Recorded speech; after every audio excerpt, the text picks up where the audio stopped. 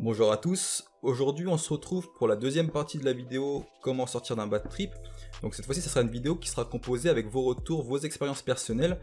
C'est vrai que je vous ai demandé de me les poster la dernière fois et je suis tombé sur vraiment beaucoup de choses très intéressantes. À la base je voulais juste reprendre les meilleurs commentaires et les poster dans l'espace communauté, mais c'est vrai que faire un simple copier-coller, ça serait pas super intéressant, d'autant plus que là il y a vraiment beaucoup de choses qui peuvent être utiles. Donc à partir de maintenant, le nouveau format sera toujours suivi d'une deuxième vidéo, donc qui sortira 2-3 jours après. Enfin, je laisserai un petit peu de temps quand même qu'il y ait des commentaires, histoire que tout le monde puisse écrire. Comme ça permettra de brasser un maximum de connaissances et ça pourra servir à tout le monde. Alors déjà, il y a 3 sujets qui sont vraiment beaucoup revenus, donc des choses qui ont été pas mal répétées. Donc je les ai classés dans des dossiers, donc j'ai 3 dossiers. Et j'ai un 4e dossier qui est réservé donc à des choses que j'ai vraiment pas beaucoup vues, donc des personnes qui donnent un petit peu leurs astuces. Donc je garde ça pour la fin. Bon, on va pas perdre trop de temps à expliquer le fonctionnement, on va commencer tout de suite. Le premier des 3 sujets, c'est tout simplement accepter le bad trip. Donc pour ça, j'ai reçu un commentaire de, donc j'ai peut-être tué ton pseudo, Saison, ou Saison, je sais pas trop comment on dit. Comment sortir d'un bad trip? L'accepter tout simplement. Mon premier bad a duré toute la durée de mon trip, soit 10 heures, car je ne savais pas quoi faire et n'étais pas accompagné de personnes sachant quoi faire. J'ai essayé de le combattre au lieu de l'accepter, et celui-ci se vengeait en devenant de plus en plus long et sadique. Tandis que mon dernier bad à la DMT, je l'ai tout simplement accepté, je me suis assis contre un mur, la tête vers le bas, et j'ai attendu. L'effet fut presque immédiat, et s'est calmé de lui-même au bout d'une longue minute. Donc en gros, son bad trip est passé au bout d'une minute à finalement accepter le bad trip. Et ensuite, il nous dit, la moralité, c'est que si vous êtes parti pour un bad trip, et ce, peu importe la drogue, acceptez bêtement et simplement tout ce que vous risquez de voir ou vivre. Les trips ne sont pas éternels et personne n'en est mort, sauf cas isolé, alors patientez. Parlez à des amis et surtout pensez à quelque chose. Souvent les bads viennent quand vous ne faites rien, parlez, dansez, bref, éclatez-vous, c'est le but. Alors, je te suis dans 80% de ce que tu dis, il y a juste un ou deux trucs sur lesquels je voudrais revenir. Première chose, donc c'est vrai que la notion d'accepter le bad trip, donc je suis tout à fait d'accord. Le truc c'est que tous les bad trips ne peuvent pas être acceptés, parce que j'en parlais justement l'autre fois, il y a des bad trips qui ne peuvent plus vraiment être contrôlés. À partir du moment où ça touche le physique, comme je disais des migraines ou des tachycardies, c'est plus vraiment possible d'accepter le bad trip parce qu'on le subit plus qu'on ne peut le contrôler. Donc ça s'adapte vraiment à la situation, au bad trip, etc. Alors l'accepter oui, mais il faut pas oublier que ça s'adapte pas pour tous les bad trips. Alors le deuxième point sur lequel je veux revenir, c'est voilà, les trips ne sont pas éternels, donc je suis d'accord avec toi. En bad trip, on peut l'oublier ça. Bon après évidemment, je peux pas cautionner le personne n'en est mort évidemment. Je crois comprendre ce que tu dis quand tu dis sauf cas isolé, dans le sens où les drogues hallucinogènes sont normalement moins risquées. Après, ça peut quand même se produire. Il y a des RC où c'est vraiment un poil de cheveux ou au niveau des dosages, ça peut aller, enfin, on peut vite se foirer. Donc ça encore une fois, bon après c'est un autre sujet. Ensuite on a I Wonder qui nous dit: déjà perso pour moi il faut accepter que l'on est dans un bad trip. Ensuite il est important de se focaliser sur une seule chose, donc couper la musique, les vidéos, s'allonger avec une bassine et se concentrer sur sa respiration, et de se dire que si l'on doit vomir ce n'est pas grave. Alors ça c'est ultra important, j'ai pris ce commentaire pour ça. Vomir c'est quelque chose qui est super important dans le sens où dans les 3 quarts du temps après avoir vomi on se sent toujours mieux, ça fonctionne pour beaucoup de drogues.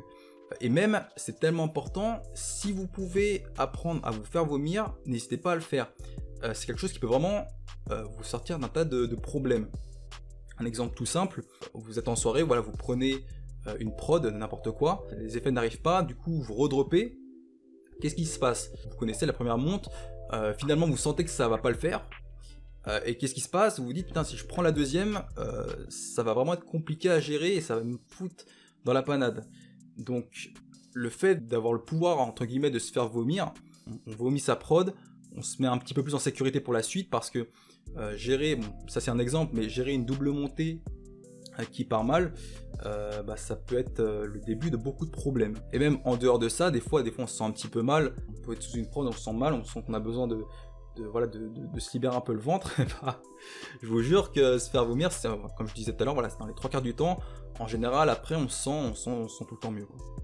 Donc ensuite, on a Enzo qui nous dit: pour faire passer les bads sous THC, ma méthode est de se persuader que dans max 20-30 minutes, tout redeviendra normal. Vous allez commencer à vous relaxer et le bad sera fini.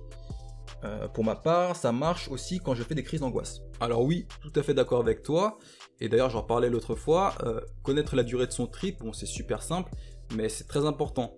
Je vous prends un exemple tout bête, vous êtes par exemple en trip de champignons, bon, ça dure on va dire entre 5 et 6 heures, voilà ça fait 2 heures que ça a commencé, ça fait 1 heure que vous êtes en bad, du coup il vous reste 3 heures à douiller dans le pire des cas. Donc même si ça peut paraître assez simple, en vrai en bad trip ça peut permettre de s'aiguiller, de se ramener un petit peu les pieds sur terre. Le deuxième sujet qui est beaucoup revenu, c'est le fait de se reposer sur ses amis. Alors pour ça j'ai un commentaire de MXamPRZ qui nous dit: perso j'ai fait un bad trip sous MDMA pris en parachute et en soi j'ai plutôt bien géré malgré des vomissements. Mes yeux se brouillaient et bougeaient tout seul, le sol vibrait, la mâchoire qui claque, et je pense surtout que j'ai réussi à bien gérer grâce à un pote qui m'a fait me poser et me calmer. Il m'a dit: mec pose-toi, trouve le problème et on va le résoudre.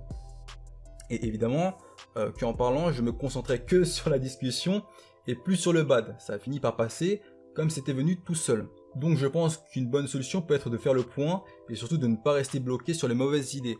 Alors oui complètement je suis d'accord avec toi, quand on est en bad trip voilà on pense souvent un petit peu à la même chose, et le fait d'avoir un ami qui est capable de nous faire la discussion et qui nous comprend, ça peut vraiment faire la diff. Ensuite on a un commentaire de Wolfman1, alors celui-là il est très intéressant. Alors je vais pas tout lire, je vais juste arriver dans la zone que je voulais citer. J'ai aussi un autre problème, mais ça le fait qu'avec le joint. En gros, arrivé à un moment, je n'arrive plus du tout à parler, et en fait j'ai les mêmes effets que tu décris lorsque l'on est en groupe. Donc je suis défoncé, il le sait, je le sais, etc. Bon, j'en avais parlé l'autre fois. Du coup, j'en viens à me concentrer sur tous les gestes de mon corps, ce qui a pour effet de me renfermer encore plus sur moi-même, car j'ai l'impression de ne pas être normal. Ce qui a pour conséquence que je n'arrive plus à placer un mot à mes potes sans que je me sente ridicule. Bon, en gros, ça c'est assez classique, quand ils fument, des fois ils sont un petit peu mal à l'aise, et voilà, toutes ces actions finissent par être calculées, et ça le met un petit peu dans un état, c'est pas agréable pour lui, quoi. Alors là où c'est intéressant, c'est qu'après il dit: mais j'ai trouvé une astuce, je regarde mes potes et j'observe leur comportement physique et je m'aperçois qu'au final, eux aussi font des choses bizarres. Alors le problème ici, d'ailleurs c'est un truc qu'on retrouve assez souvent, c'est le fait de rabaisser les autres pour sentir un peu mieux. Je dis pas ça en mode je te juge ou quoi, je peux comprendre dans le sens où ça m'est déjà arrivé, voilà, en tripant avec des amis, de lancer des petits pics pour déstabiliser un petit peu, mais pour rigoler. Après, c'est drôle parce que sur le coup, voilà, on n'est pas comme dans nos états habituels, donc voir son pote un petit peu pas sûr de lui, ça peut être un peu drôle. Mais le problème c'est que ça crée une ambiance un petit peu malsaine, et au final, dans le fond, c'est pas vraiment bon et ça pose pas non plus une bonne ambiance. Donc, c'est un truc à faire que si si c'est un peu l'ambiance générale du groupe, si on aime bien se chercher. Mais c'est vrai que là, dans ce genre de situation, parce qu'a priori c'est pas le cas, c'est pas la meilleure des options, en tout cas de mon point de vue. Le troisième sujet qui est pas mal revenu, c'est la bouffe. Alors, bon, évidemment, bien s'hydrater et manger des trucs salés, se mettre dans un endroit aéré, rester à proximité de ses proches. Ah, et en parlant de bouffe, justement, il y a un truc qui est pas mal revenu, c'est le poivre noir contre les bad trips au cannabis. Alors, il y en a qui le sniffent, il y en a qui le mangent. Je tombais sur des articles qui se voulaient assez sérieux, qui en parlaient justement.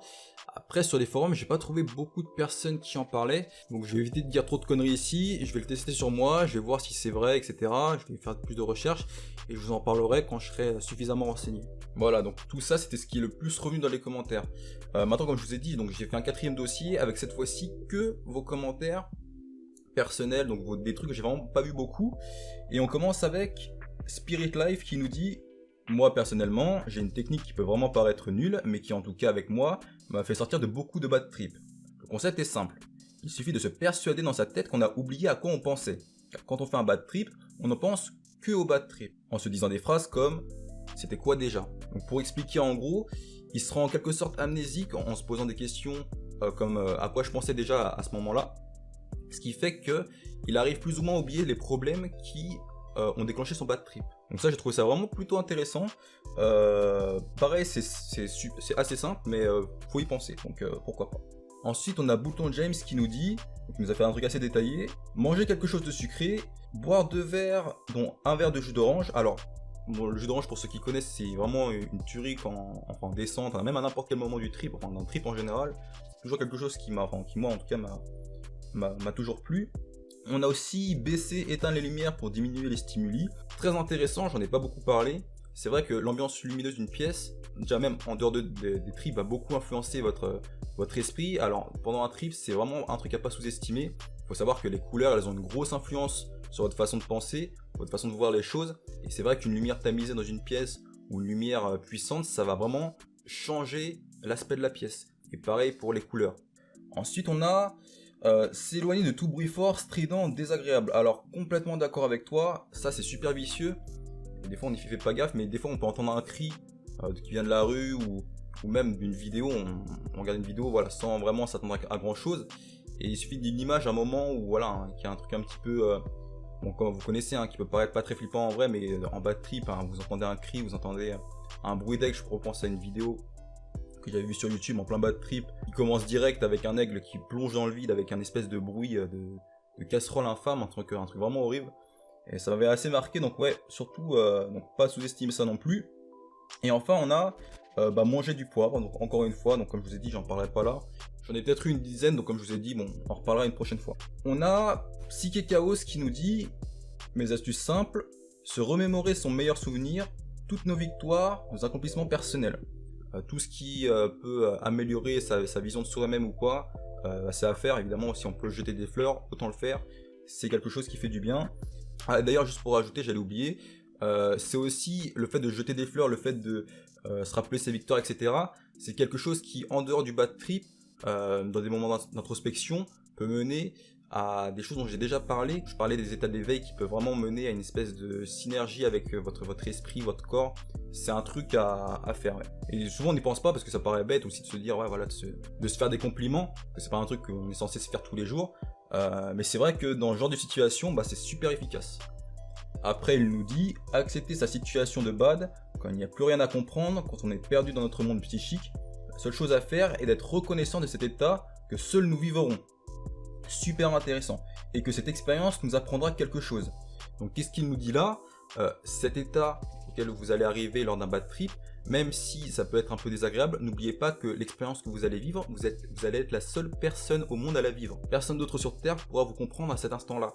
C'est pas comme aller au parc, ou c'est pas comme être amoureux, ou c'est pas des sensations qui sont dans la vie de tous les jours. C'est des trucs vraiment qui, à un moment donné, dans votre cerveau, forment des espèces de schémas qui sont impossibles à reproduire. Donc vraiment, même si ça peut être désagréable, dites-vous que vous pouvez toujours en tirer quelque chose et que ça peut vous enrichir. Et enfin, pour finir, se concentrer sur quelque chose, compter, ça marche très bien. Faire des calculs mentaux, méditer, s'ambiancer sur un son que l'on aime. Ça, je vais y revenir un peu plus tard parce qu'il y a un autre commentaire qui en parle et je ferai la liaison tout à l'heure avec. On a League of Phasmaticos qui nous dit comment se sortir du bad trip en une multitude de solutions, se rappeler qui on est et où on est. Alors ça, c'est une phrase, on dirait pas, mais c'est quelque chose de très très important. Savoir qui on est, savoir nos objectifs, ce qu'on veut faire dans la vie, etc., nos qualités, nos défauts, faire le point sur soi, c'est quelque chose de très important. Je vais vous prendre un exemple. Il y a pas longtemps, j'ai fait un trip et la veille, je fais souvent ça. Je fais une sorte de méditation. Bon, à la base, la méditation, c'est plus se libérer l'esprit, ne plus penser à rien, mais je sais pas comment je peux appeler ça, donc je vais appeler ça de la méditation. En fait, on essaye de faire un petit peu le point sur soi, voilà, on se met une musique, on se détend. Et donc, ça en bad trip, quand vous commencez à vriller, quand vous commencez à plus être très sûr de vous, ça fait un petit peu un effet fil d'Ariane. En gros, vous remontez jusqu'à votre vous-même de la veille et vous sortez un petit peu du labyrinthe. Donc c'est quelque chose qui, comme je disais, qui paye pas mine comme ça. C'est une phrase, c'est tout simple, mais des fois il suffit d'un petit truc pour créer un déclic et pour arranger sa situation.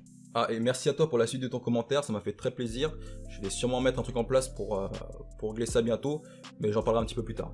On a Modowa qui nous dit les gars, il n'y a pas de secret, j'ai fait plusieurs bad trips très violents sous H très forts, apparition de plusieurs personnalités, l'impression que ma voix a changé radicalement selon les changements de personnalité qui subvenaient toutes les 4 ou 5 minutes, parano comme j'ai jamais été, des angoisses insoutenables, etc. Perte de tous mes repères dans l'espace, de toute notion du temps, et pour finir, putain t'as vraiment tout pris, impression de tourner dans une boucle temporelle étrange et de me réveiller toutes les 30 secondes environ en sursaut en étant complètement perdu et mort de peur. Putain, j'ai jamais vécu ça, mais c'est vrai que le délire des multiples personnalités, c'est quelque chose d'assez spécial à vivre. Avant que ce bad trip se produise, je ne pensais pas que du H pouvait provoquer ça, ou du moins de manière si puissante. Mais tout le long du trip, j'ai gardé en tête des petits trucs qui m'ont beaucoup aidé. prendre simplement conscience de ce qui se passe, comprendre qu'on n'est pas dans un état normal et qu'on fait un bad trip, donc ça j'en avais parlé, c'est très important.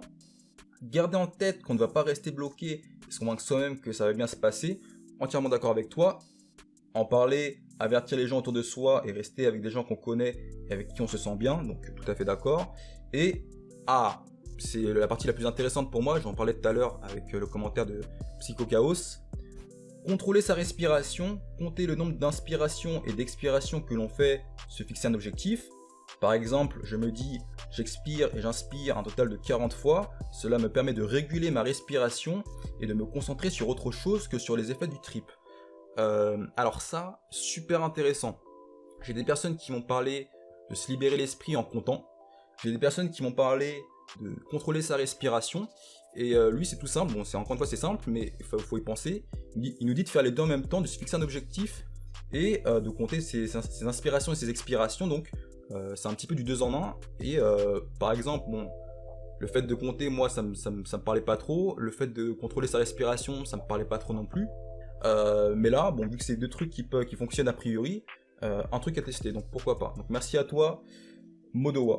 On a Groonflex qui nous dit, alors lui il a fait un truc assez détaillé, donc on voit que le mec a l'habitude. Une technique pas mal que j'utilise pour sortir rapidement d'un bad. Tu mets au moins 25 centilitres de citron avec un peu de gingembre, le tout dans une bouteille d'eau bien fraîche, avec un petit médicament. Bon, ça il dit que c'est facultatif, je suis d'accord avec toi. Et tu t'allonges sur le dos avec un gant ou une serviette mouillée à l'eau froide et essorée ou des glaçons sur ton front et une musique qui te détend, mais faut pas qu'elle te fasse bouger, genre elle doit te relaxer, genre des musiques de yoga. Donc ça me fait marrer parce que le gars est super précis. Donc des musiques de yoga ou juste le bruit d'une rivière ou de la mer, et aussi être dans un endroit qui soit agréable pour toi, qui soit confiné ou aéré. Donc ça c'est intéressant parce qu'on nous dit souvent oui il faut sortir, il faut se détendre, etc. Mais si vous vous sentez bien dans un espace qui est confiné, restez-y. Pourquoi pas, ça dépend vraiment de la personne encore une fois, quoi. Juste, si tu es fragile du ventre, la boisson elle décape à mort, alors mets 10 centilitres de citron. Bon ça j'aime bien parce que le mec décrit vraiment avec détail son truc, on sent que le gars est habitué, quoi. Donc quand je vous dis ouais, détailler à fond ce que vous faites, pourquoi pas, ça c'est intéressant par exemple. J'espère que cette astuce, ma foi bizarre, va aider des gens, et me demande pas comment je l'ai trouvé. Bon bah on imagine. Et pour finir on a, alors j'ai tué ton nom peut-être, Quite Bullshit Science qui nous dit: si vous avez une sensation de relâchement dans le bas du ventre sous LSD ou une sensation de gêne, courez aux toilettes, c'est mon seul conseil pour vous. Bon bah c'était liké 23 fois, donc a priori ça parle à pas mal de personnes. Comme je vous disais tout à l'heure, si vous pouvez vraiment vous libérer, faites-le, ça peut pas faire de mal. Voilà, on va finir là-dessus.